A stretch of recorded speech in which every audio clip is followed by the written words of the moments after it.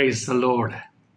આજે આ સમયે હું ફરીથી આપણા પ્રભુનો આભાર માનું છું કે આ મીડિયા મિનિસ્ટ્રીની મારફતે દેવનું વચન તમારી પાસે લાવી શકું છું. Praise the lord. આપણે જેવી રીતે હું આ દિવસો દરમિયાન એક રિવાઇવલ માંગી રહ્યો છું, પ્રાર્થનાનું રિવાઇવલ. પ્રભુ મને પ્રાર્થનાનું રિવાઇવલ આપો. અને આ દિવસો દરમિયાન પ્રભુ તે આપી રહ્યો છે. પ્રભુનો આભાર માનીએ છીએ. હાલેલુયા. કારણ કે પ્રાર્થનાથી સઘળું થાય છે. પ્રેરિતોના કૃત્યમાં આપણે જોયું છે, પહેલા અધ્યાયમાં પ્રેરિતોનું કૃત્ય પ્રાર્થનાથી શરૂ થાય છે. 120 જણા પ્રાર્થના કરતા હતા. પરંતુ આજે આપણે એક બીજું ચેપ્ટર જોવાના છે, પ્રેરિતોના કૃત્યનો 9મો અધ્યાય. ત્યાં આપણે જોઈએ છે કે ફરી એક માણસનું જીવન એ પ્રાર્થનાથી શરૂ થાય છે. પ્રેરિતોના કૃત્યના 9મા અધ્યાયમાં આપણે 2 જણાને પ્રાર્થના કરતા જોઈએ છે. અને હું પ્રભુનો આભાર માનું. આ બંને જણા મારા ફેવરેટ છે. ખાસ કરીને એના વિશે આજે આપણે પ્રેરિતોના કૃત્ય 9મા અધ્યાયમાંથી કેટલીક બાબતો તમારી સાથે વિચારો શેર કરવા માગું છું. પ્રેરિતોના કૃત્યના 9મા અધ્યાયની અંદર આપણે જોઈએ છે કે ત્યાં તો દમસ્કના રોડ પર શાઉલનું બદલાણ થાય છે. દમસ્કના રોડ પર શાઉલનું બદલાણ થાય છે. હવે આપણે શાઉલ વિશે જોઈએ છીએ તો એના બેકગ્રાઉન્ડમાં આપણે એવું કહી શકીએ કે 7મા અધ્યાયના છેલ્લા ફકરાની અંદર ત્યાં લખેલું છે કે શાઉલ નામે એક જુવાન સ્ટેફનને જ્યારે પથ્થરે મારતા હતા ત્યારે શાઉલ નામે એક જુવાન તેની પાસે તે લોકોએ લુગડા સાચવવાને માટે મૂક્યા હતા, પથ્થરે મારનારને. 8મા અધ્યાયની અંદર આપણે જોઈએ છીએ કે શાઉલે સ્ટેફનનો ઘાત કરવાને માટે સંમતિ આપી હતી. 8મા અધ્યાયની 1લી કલમમાં લખવામાં આવ્યું છે. 7મા અધ્યાયમાં જો આપણે જોઈએ તો સ્ટેફને મોટો ઘાંટો પાડીને એ કહ્યું, ઓ પ્રભુ, આનો દોષ તેઓના માથા પર ના મૂક. એટલે હું ચોક્કસપણે મારું માનવું છે કે શાઉલે આ બધું એ સાંભળ્યું છે, નજરે જોયું છે. અને પરંતુ તેમ છતાં પણ આપણે જોઈએ છે કે શાઉલ જે છે એના જીવનની અંદર એ શિષ્યોને સતાવત કરવાનું ચાલુ રાખે છે. 9મા અધ્યાયમાં આપણે જોઈએ છે કે તે 9મા અધ્યાયની 1લી કલમ, શાઉલ હજી સુધી પ્રભુના શિષ્યોને કતલ કરવાની ધમકી આપતો હતો. આટલું બધું થઈ ગયું પછી, એક શહીદને જોયા પછી, એક સ્ટેફનનો પ્રાર્થના સાંભળ્યા પછી પણ એને પ્રભુ ઈસુને એમાં નથી જોયો. પ્રભુએ એને સમય આપ્યો. કદાચ શાઉલ એની પાસે આવે, કદાચ શાઉલ એને પ્રાર્થના કરે. પરંતુ એ શાઉલ એવું નથી કરતો અને એ સમજતો નથી, તેની આંખ ઉઘડી નથી. અને ત્યાર પછી એ તો 9મા અધ્યાયમાં આપણે જોઈએ છીએ કે પ્રમુખ યાજકની પાસે જઈને દમસ્કમાં સભામાંના પત્રો માગે છે કે હું ત્યાં જઈને એ માર્ગનો કોઈ પુરુષ કે સ્ત્રી મળે તો તેઓને બાંધીને હું યરુશાલેમમાં લઈ આવું. હવે આપણે આ જોઈએ છે, આજે અહીંયા જોઈએ છે કે આ તો શાઉલની યોજના છે. પરંતુ વાલાઓ, આપણા પ્રભુની યોજના સી છે તે અહીંયા આપણે પ્રગટ થાય છે. આપણા પ્રભુ એની યોજના સી છે. આપણે ઘણી બધી યોજનાઓ કરીએ છીએ. આ સતાવનાર શાઉલ અને ઘાત કરનાર, સંમતિ આપનાર શાઉલ, તેની ઘણી બધી યોજના છે. પરંતુ આપણો પ્રભુ એની પાસે યોજના છે.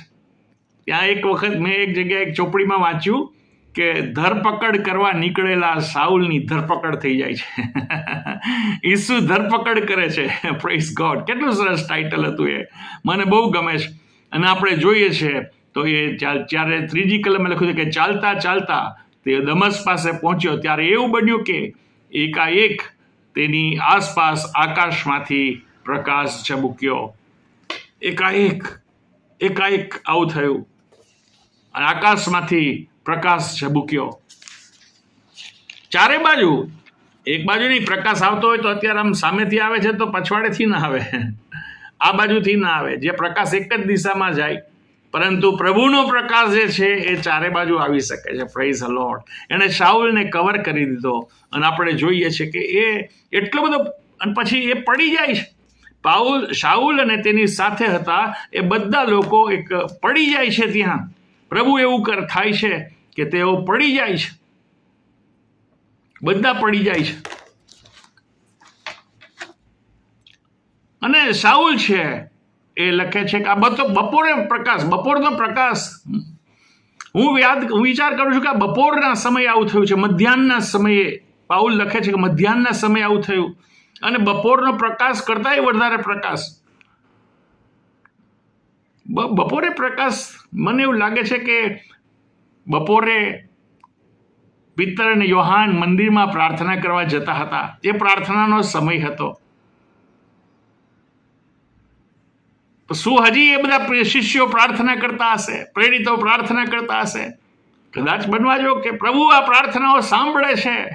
પ્રાર્થના યરુશાલેમમાં થાય, પરંતુ એનું કામ પ્રભુ જ્યાં જરૂર છે ત્યાં તે કરે છે. સતાવણીના સમયે સતાવણી કરનારાઓને માટે પ્રાર્થના કરવાનું પ્રભુએ કહ્યું છે. અને પ્રભુ એ મને એવું લાગે છે કે પ્રાર્થના કરનારાઓનું પરિણામ અહીંયા આવે છે. પ્રભુની પુષ્કળ સ્તુતિ થાઓ. પ્રાર્થના પરિસ્થિતિ બદલે છે, પ્રાર્થના હૃદયોને બદલે છે. મેં એક વખત કહ્યું હતું કે પ્રાર્થના કરનારને બદલે છે, મને બદલે છે જો હું પ્રાર્થના કરું છું તો, પણ પ્રાર્થના એ લોકોને પણ બદલે છે. અહીંયા આશ્ચર્યની બાબત એ છે કે વાણી થઈ, તેણે આકાશમાંથી એક વાણી સાંભળી. આ વાણી આપણે જોઈએ છે, સૌથી પહેલા આપણે પ્રકાશ જોઈએ છે, પછી શાઉલ જે છે એ વાણી સાંભળે છે. અને આ વાણી તેને શું કહે છે? શાઉલ શાઉલ તું મને કેમ સતાવે છે? 2 વખત નામ. હિબ્રુ ભાષામાં વાણી છે. બાઇબલમાં નોંધ્યું છે એક જગ્યાએ કે હિબ્રુ ભાષામાં વાણી થઈ. આ હિબ્રુને પ્રભુ હિબ્રુ ભાષામાં કહેવા માંગે છે, શાઉલ શાઉલ તું મને કેમ સતાવે છે? અને પ્રભુ તરત શાઉલ કહે છે કે પ્રભુ તું કોણ છે? એને ખબર પડી ગઈ કે આ સામર્થ્ય પડી ગયો છે. આ તો જુવાન છોકરો હતો, પણ આ પ્રકાશમાં જ એટલું બધું સામર્થ્ય હતું, અને પડી જાય છે. હજી તો પ્રભુ બોલ્યો નથી, પણ પ્રભુ પડી જાય છે. આ શાઉલ પડી જાય છે. વાલાઓ, પ્રભુ તો કોણ છે? અને ઈસુ તેને કહે છે, આપણે જોઈએ છીએ કે 9મા અધ્યાયની અંદર આપણે લખેલું છે કે હું ઈસુ છું જેને તું સતાવે છે. Praise the lord. હું ઈસુ છું જેને તું સતાવે છે. શરૂઆતમાં ઓલરેડી તે પ્રભુએ કહી દીધું, શાઉલ શાઉલ તું મને કેમ સતાવે છે? તો સતાવણી બે વખત પ્રભુ બોલે છે. શાઉલ શાઉલ તું મને કેમ સતાવે છે? એ પહેલી વાણી. શાઉલ જવાબ આપે છે, પ્રભુ તું કોણ છે? તો પ્રભુ ફરી કહે છે, હું ઈસુ છું જેને તું સતાવે છે. સતાવણી. પ્રભુ 2 વખત સતાવ બોલે છે. સતાવણી એનો પોઈન્ટ હતો. અને શાઉલ તું મને કેમ સતાવે છે? હજારો લોકો જુવાનો સતાવતા હતા, પણ પ્રભુ આ જુવાનને પકડે છે. વાલાઓ, આપણે જોઈએ છે. અને પછી શાઉલ જે છે એ ક્યાંથી ભોંય પરથી ઉઠે છે, પડી ગયા પછી, પરંતુ આંધળો થઈ જાય છે. અને ત્યાં લખેલું છે આગળ કે તે દમસ્કમાં જાય છે. એ શાઉલ પૂછે છે કે હું શું કરું? બીજી પ્રાર્થના શાઉલ જવાબ આપે છે કે હું શું કરું? પ્રેરિતોના કૃત્ય 22મા અધ્યાયમાં લખેલું છે, પાઉલ કહે છે કે પ્રભુ હું શું કરું? મેં પૂછ્યું કે પ્રભુ હું શું કરું? આ બહુ અગત્યની પ્રાર્થના છે. પ્રભુ તું કોણ છે? નંબર 1. અને પ્રભુ હું શું કરું? આ 2 પ્રાર્થનાઓ આપણે કરવી જોઈએ. પ્રભુ હું શું કરું? વારે કરવી જોઈએ. આ માણસે કહ્યું, પ્રભુ હું શું કરું? મારે કશું કરવું છે. હું શું કરું? તું મને ઓર્ડર આપ. મેં તેને પ્રભુ કહ્યું છે, અને પ્રભુએ તેને કહ્યું કે ઉઠ અને દમસ્કમાં જા, અને તારે જે કહેવાનું નિર્માણ થયું છે તે સઘળા વિશે ત્યાં તને કહેવામાં આવશે. હું પ્રેરિતોના કૃત્ય 22મા અધ્યાયની 10મી કલમ વાંચી રહ્યો છું. અહીંયા તને નહીં કહું, તું દમસ્કમાં જા અત્યારે, ત્યાં તને કહેવામાં આવશે. વાલાઓ, અને પ્રભુ જોવા માંગે છે કે આ સમય દરમિયાન શાઉલ શું કરે છે. અને આ શાઉલ છે એ તો ભાંગી પડ્યો હતો, દુઃખી થઈ ગયો હતો. અને ત્યાં આપણે જોઈએ છે કે તે પાઉલે 3 દિવસ સુધી 9મા અધ્યાયની 9મી કલમ એના હાથે પકડીને લઈ જાય છે. ત્યારે 3 દિવસ સુધી તેણે દેખી શક્યો નહીં, અને તેણે કંઈ ખાધું પીધું નહીં. અને વાલાઓ, આ 3 દિવસમાં તો મને આશ્ચર્ય થાય છે કે એ પાઉલ, મને તો એવું લાગે છે કે રડ જ કરતો હશે. પ્રભુ મને માફ કર, પ્રભુ મને માફ કર, પ્રભુ મને માફ કર. હું તને ઓળખી ના શક્યો, મેં તને સતાવ્યો, મને માફ કર. અને ત્યાં પરંતુ એક બહુ સરસ 10મા અધ્યાયની અંદર આપણે જોઈએ છે, મને બહુ ગમે છે 10મી કલમથી. અનાનિયા નામે એક શિષ્ય હતો. પ્રભુએ તેને દર્શન દઈને કહ્યું કે અનાનિયા. તેણે કહ્યું કે પ્રભુ, હું આ રહ્યો. ત્યારે પ્રભુએ ઉઠીને પાદરા નામના રસ્તામાં જા એમ કહ્યું, અને શાઉલ નામે તાર્સસના એક માણસ વિશે યહૂદિયાના નગરમાં ખબર કાઢ. આવું કહ્યું. અને પ્રભુએ શું કહ્યું આગળ અનન્યાને? જો તે પ્રાર્થના કરે છે. Praise the lord, hallelujah. કેવી સુંદર ઓળખાણ. જો તે પ્રાર્થના કરે છે. શાઉલની ખબર કાઢ. જે પહેલા પ્રાર્થના કરનારાઓને સતાવતો હતો, પ્રભુના નામમાં પ્રાર્થના કરાવને સતાવતો હતો, અનન્યા જેવું કે છે. પ્રભુ અનન્યાએ ઉત્તર આપ્યો કે પ્રભુ, યરુશાલેમમાં તારા સંતોને એ માણસે કેટલું બધું દુઃખ દીધું છે એ મેં ઘણાના મોંથી સાંભળ્યું છે. અને જેઓ તારે નામે પ્રાર્થના કરે છે તેઓ સર્વને બાંધીને લઈ જવાને સારું મુખ્ય યાજકો પાસેથી અહીં પણ અધિકાર મળ્યો છે. હે પ્રભુ, તારે નામે જેઓ પ્રાર્થના કરે છે તેઓને બાંધી જવાને માટે તેની પાસે અધિકાર છે. અને અહીંયા આવ્યો છે, અધિકાર લઈને આવ્યો છે. પ્રભુની મજાક જુઓ. ઓકે, એને પ્રાર્થના કરનારાઓને બાંધીને માટે લઈ જવાનો અધિકાર મળ્યો છે ને, પણ અત્યારે એ માણસ પ્રાર્થના કરે છે. Praise the lord, hallelujah. Ananya, તું એવું માને છે આની પાસે, પણ અત્યારે તો આ માણસ મને પ્રાર્થના કરે છે. જાતું જઈને ખબર કાઢ. વાલાઓ, પછી અનન્યાને તો પ્રભુએ આજ્ઞા આપી. 15મી કલમમાં પ્રભુએ અનન્યાને કહ્યું કે તું ચાલ્યો જા, કેમ કે વિદેશીઓને, રાજાઓને, ઇસ્રાયેલ પુત્રોને મારી આગળ નામ પ્રગટ કરવા સારું તે મારું પસંદ કરેલું પાત્ર છે. શાઉલે પ્રાર્થના કરી. 3 દિવસ પ્રાર્થના કરી, ઉપવાસ કર્યો છે. પ્રાર્થના કરી, ઉપવાસ શબ્દ નથી લખ્યો છે. આપણે ખાધું પીધું નથી. ઘણી બધી વખત આપણને ખાવાનું મન ન થાય. એટલું બધું કંઈક મોટું ગહેરું દુઃખ આવી લાગ્યું હોય તો આપણે ખાઈએ નહીં. નથી ખાવું મારે, બાજુ નહીં ખાવું, પ્લીઝ મને ખાવાનું નથી, મન નથી થતું. એવું જ શાઉલનું હતું કદાચ. પરંતુ અહીંયા આપણે જોઈએ છીએ કે ખાલી શાઉલે પ્રાર્થનાઓ કરી પ્રભુ, અને એને શાઉલે જોયું જ્યાં સુધી એને જવાબ મળ્યો નહીં ત્યાં સુધી પ્રાર્થનાઓ કરી. પ્રભુ, હું તારા પર વિશ્વાસ કરું છું. હું અહીંથી ઉઠવાનો નથી. હું આ પ્રાર્થના છોડવાનો નથી. મારે જોવું છે કે કોણ તારો શિષ્ય આવે છે. અને પ્રભુએ તેને દેખાડ્યું, એને દર્શનમાં દેખાડ્યું. અને પ્રભુએ અનાન્યાને કહ્યું, તેણે દર્શનમાં જોયું છે કે અનાન્યા નામે એક માણસ આવીને તે દેખતો થાય માટે તેના પર હાથ મૂકે છે. Praise the lord. આ શાઉલનું આ એક ટ્રાન્સફોર્મેશન છે. કેવી પ્રાર્થના, 3 દિવસનો કેવો પસ્તાવો, કેવું રુદન હશે, કેવું દુઃખ હશે, કેવો ભાવ હશે, કેવી સત્યતા હશે. અને કે જેથી કરીને એ પ્રાર્થના કરીને પહેલી પ્રાર્થનાની અંદર, એટલે એ પહેલા દિવસે કે બીજા દિવસે કે ત્રીજા દિવસે મને ખબર, પરંતુ એ પ્રાર્થનાના ટાઈમની અંદર એ દર્શન જુએ છે. અને ખાલી દર્શન જોતો નથી, કોઈક આવે છે, દરવાજો ખોલે છે, તેના પર હાથ, પરંતુ એને ખબર પડે છે આ અનાન્યા નામે એક માણસ, એ પણ પ્રભુ એને બતાવ્યું. કેટલો સચોટ. જ્યારે અનન્યાને પ્રભુ આવું કહેતો હોય છે, પ્રભુ ત્યારે અનન્યા ના પાડે કે ભાઈ હું નથી જવા માંગતો, આ તો માણસ આવો છે. પણ અલા ભાઈ, ઓલરેડી પહેલા એ દર્શન જોઈ લીધું છે. તો અહીં આપણે 2 બાબતો જોઈએ છે. શાઉલની પ્રાર્થના જોઈએ છે.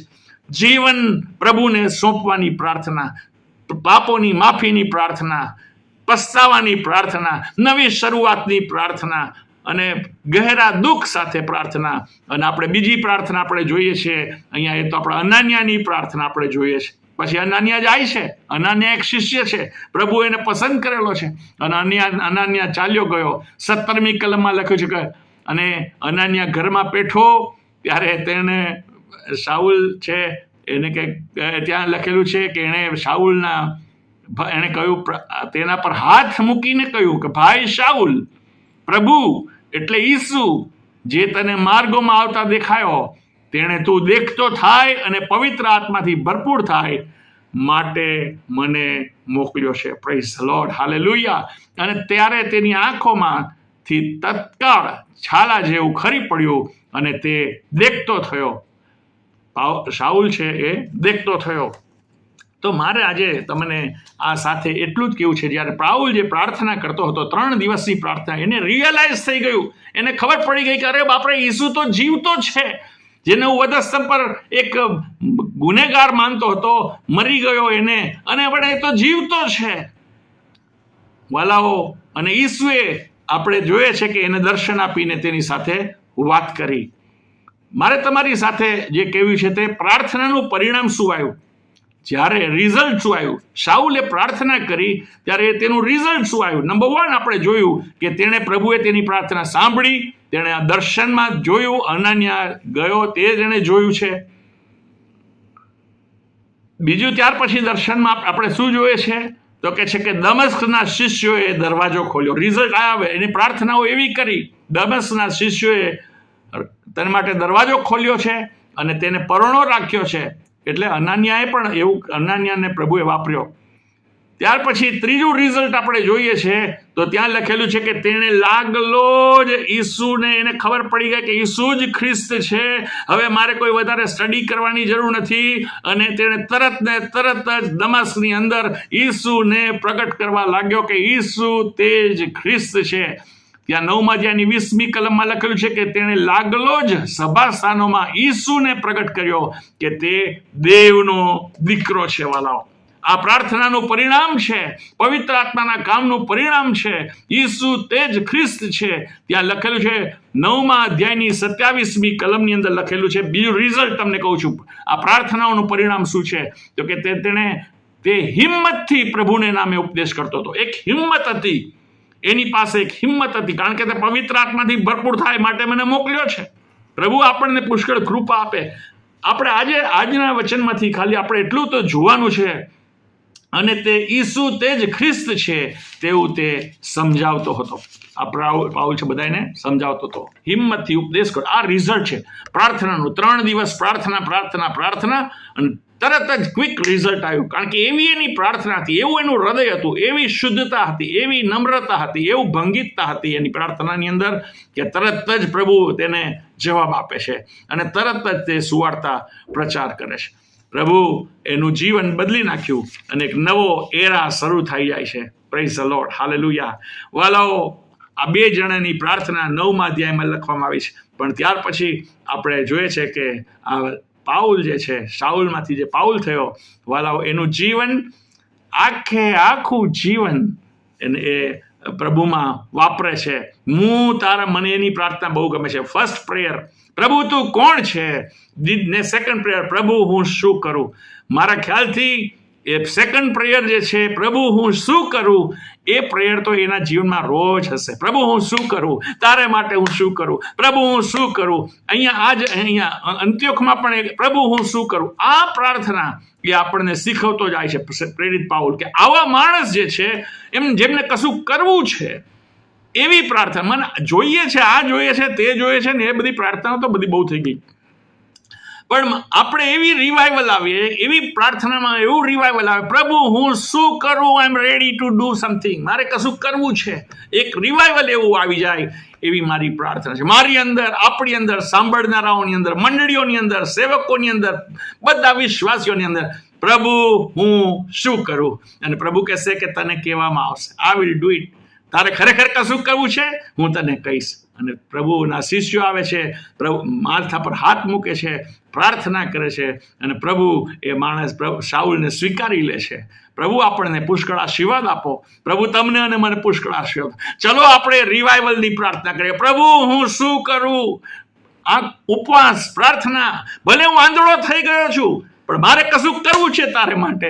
શાઉલ તો એવું કહેવા માંગે છે, પ્રભુ મારા મોં ચાલે છે હજી, હું શું કરું. પ્રભુ હું શું કરું. પ્રભુ તમને અને મને પુષ્કળ કૃપા આપે. Thank you Jesus, hallelujah. પ્રભુ અમે શું કરીએ, પ્રભુ અમે ભારતને માટે શું કરીએ, પ્રભુ અમે ગુજરાતને માટે શું કરીએ, પ્રભુ એમાં અમારી મંડળીને માટે શું કરીએ. પ્રભુ અમારી આંખો ખોલ, એ સમજવાને માટે અમારી આંખો ખોલ. પ્રભુ અમે શું કરીએ. પ્રભુજી હો ઈસુ, પ્રભુ અમે તને પ્રભુ કહીએ છીએ. આ પ્રાર્થના અમે આજે કરીએ છીએ. પ્રભુ ઈસુના નામમાં માગું છું, સાંભળીને માન્ય કરો. Amen, amen, amen.